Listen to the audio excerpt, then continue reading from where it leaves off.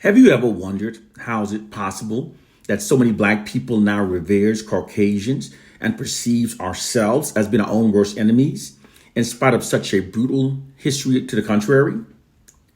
What explains such profound contradiction? Many have short-sightedly insist that the reason is because black people are too forgetful and are too forgiving. But these explanations are untrue. Furthermore, to do so would be victim blaming. Some insist that black people suffers from collective amnesia, but this is also untrue.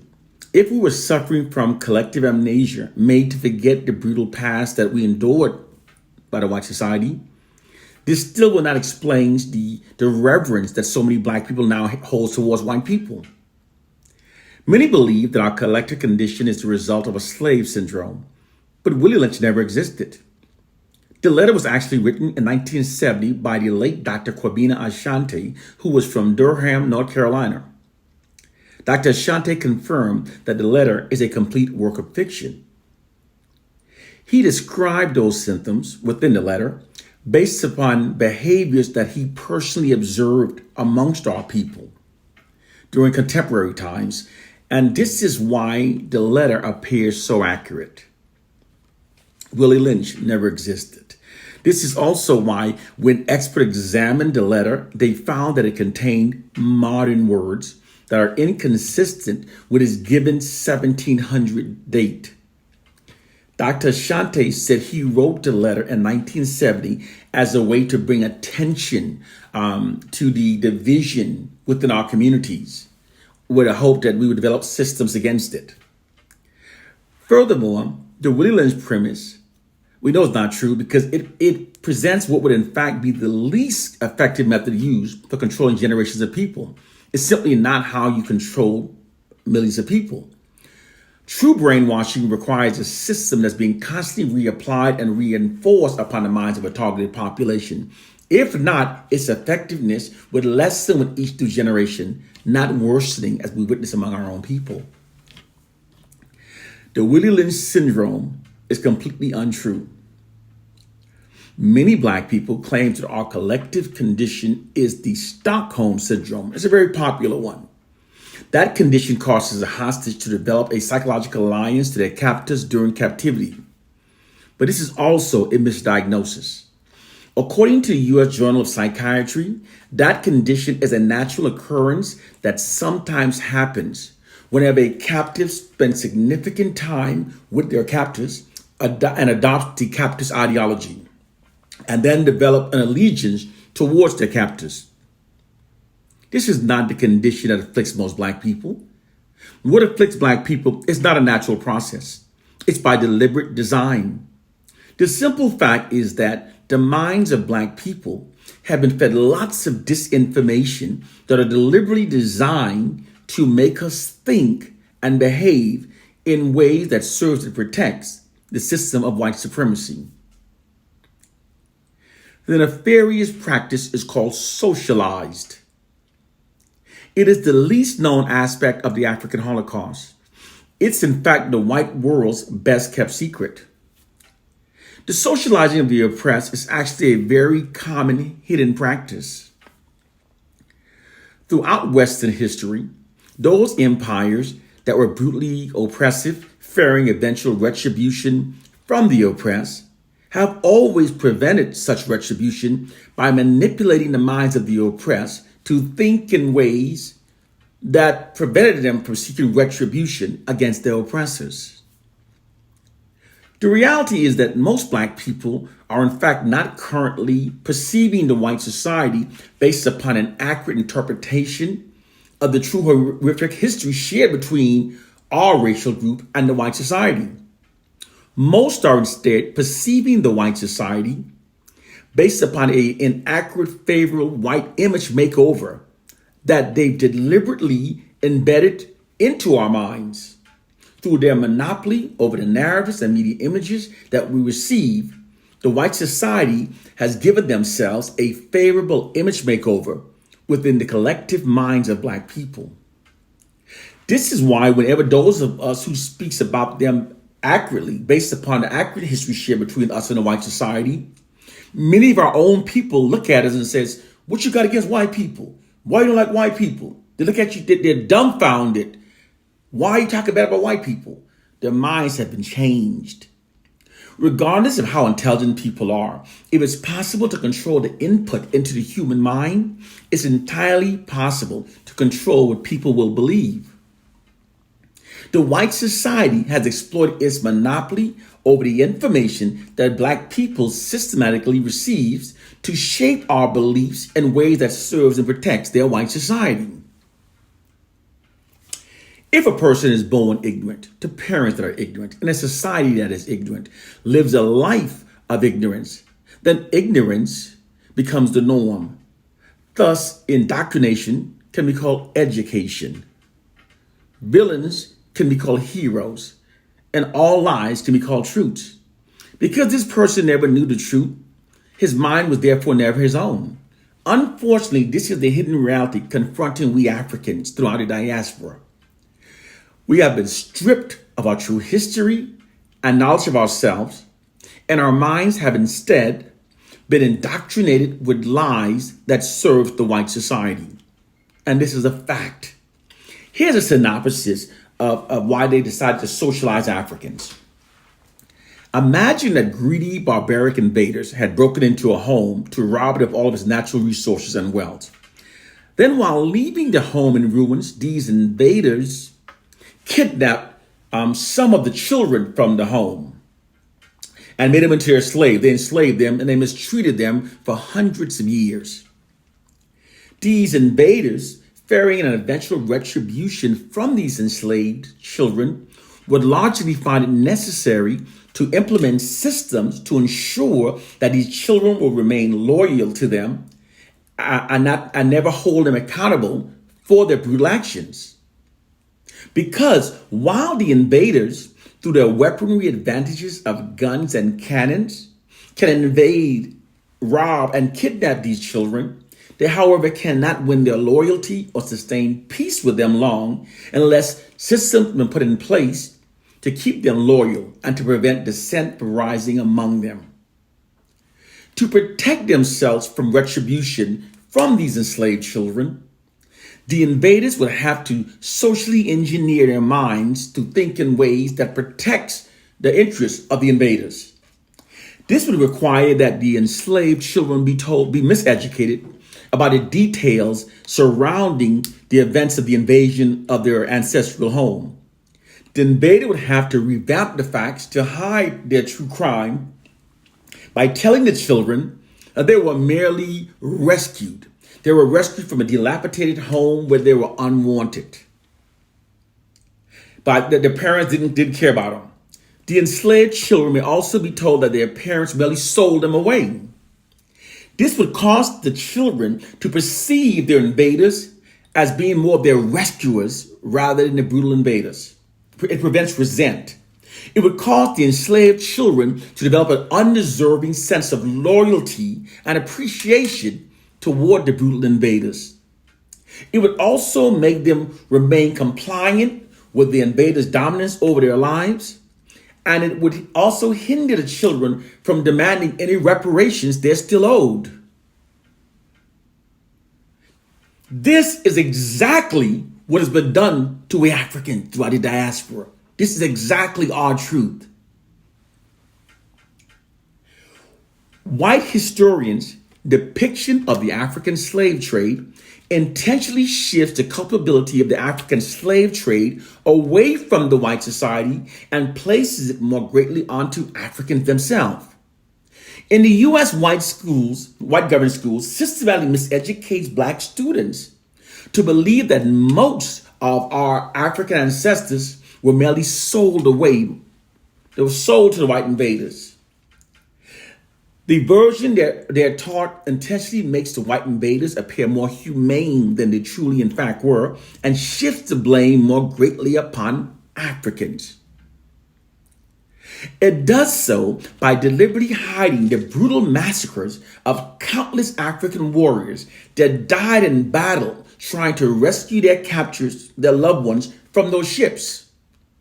As the African warriors charged the beaches, The ships shot rifles, bullets into their bodies, cannons into their body, leaving thousands of blood-soaked black bodies lying lifeless on the beaches. That story is not told. The number of Africans that died in battle fought against the white invaders far exceeded many times over the number of those Africans that may have assisted in the African slave trade. The hiding of these fierce battles and massacres is deliberately designed to perpetuate the lie that most Africans were merely sold away. Moreover, most of the Africans that did engage in the slave trade did so under duress.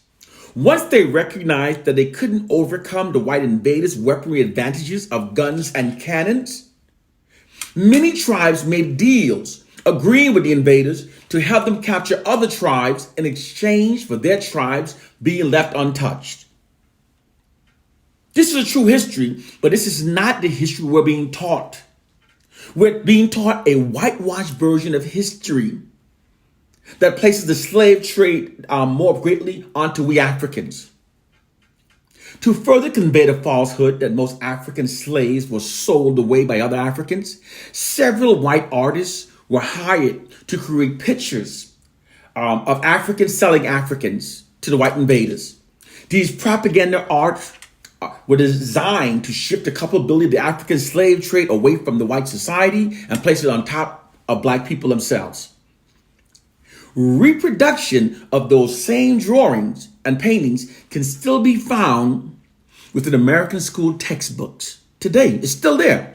Therefore, every time a black student goes through his textbook and they go into the subjects of slavery, he will see those pictures of a black person carrying another black person in chains. This subliminally conveys the message to the black student that it is Africans that sold you away. Blame slavery on your own ancestors. To believe that the greedy white invaders went into Africa with weaponry advantages of guns and cannon, but rather than maximize their profit by kidnapping most of the enslaved Africans, that they instead fairly purchased most of them, is absolutely ridiculous. Because such a claim totally contradicts over 400 years of demonstrated behavior by Caucasians in regard to in the treatment of we Africans, and when it comes to making profit. Moreover, critically think and ask yourself this question. If Africans own all the natural resources, all the gold, all the diamonds, all the minerals, and Western money had no value whatsoever in Africa, how then did the white invaders buy most of those millions of slaves? They had nothing the Africans needed.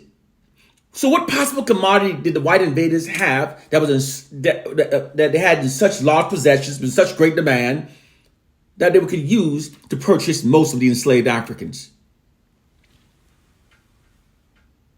And why wouldn't the greedy white invaders maximize their profit by using their weaponry advantage of guns and cannons to steal, to kidnap most of their Africans? When you start critically thinking, instead of allowing the white society to tell you what to think, it becomes clear that most of our ancestors were not fairly purchased, but were instead kidnapped.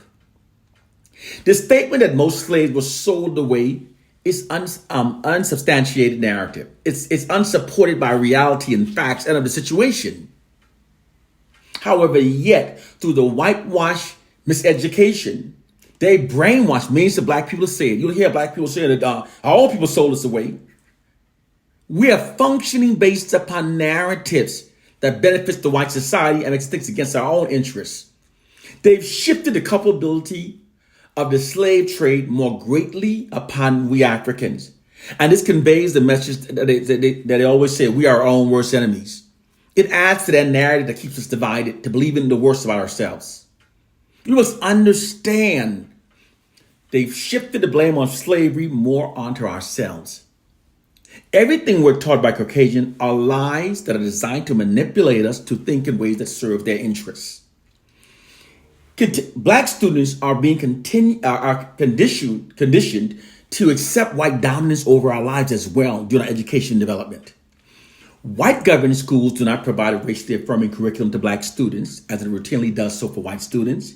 They instead intentionally give black students a marginalized version of their history. It is a marginalized version designed to instill the myth of white superiority and black inferiority into the subconscious minds of black students. It's a classroom setting in which the majority of the achievements and contributions made by black people throughout history are systematically withheld from the education development of black students. Black students are taught from curriculum that primarily exalts the history and the achievements of whites only, while marginalizes our own. For many black people, their schools are in fact the first places where they first experience the implication that there is something lesser about being born black. This black devaluing educational curriculum is being pumped into the impressionable young minds of generations of black students without being counterbalanced by an equal amount of positive black racially affirming information. Consequently, black students must constantly resist the negative perception of being black implicit in an educational curriculum almost exclusively dedicated to white ideologies. Furthermore, black students are subjected to this demoralizing miseducation for 7 hours a day from the ages of 5 to 18. Clearly, considerable damages can be done to the self-esteem of black students within such a large time frame. The white educational system's failure to adequately provide black students with a racially affirming curriculum, as it does so for white students, is actually essential for maintaining white social dominance over black people. Because for a ruling class to maintain its position of social dominance over its oppressed population, they must condition the oppressed from a very early age to accept their own subordinate status and to adhere to the authority of the dominant culture. To do so, the education given to the oppressed from the time that their minds are young and most impressionable must be the type that denies them of a racially affirming education. This is what's being done to us. Our minds are being shaped all the time by the white society. We don't even recognize it. When the oppressed population is denied of a racially affirming education, even the brightest among them may have little, if any, hope of mentally extricating themselves from their assigned low-dominated position in life. This is what Carter G. Woodson was saying. This immoral practice is precisely what's being done to black students. We keep thinking we have to open our eyes and see our reality. During the education development of black students, they are literally being subconsciously conditioned to believe lesser of themselves and to believe more favorably of whites. Black students are actually being socially engineered during the education development period to adhere to white dominance over their lives. This is why when black people go near white people, and sometimes you feel a sense of inadequacy, that's not a Willie Lynch. That's because you've been socialized to believe that. It's been slowly indoctrinated into your mind. We've normalized what's happening to us, so we don't understand what's happening to us. The white society, exploits the monopoly over information. Now, social science describes this as merely instilling a value system into the minds of black people that supports system white supremacy. Schools are tools of the government designed to mold the student's character accordingly. And although white governments profess equality for all citizens, in reality, they are unrelentingly committed to the preservation of their nation's white dominance over their black population.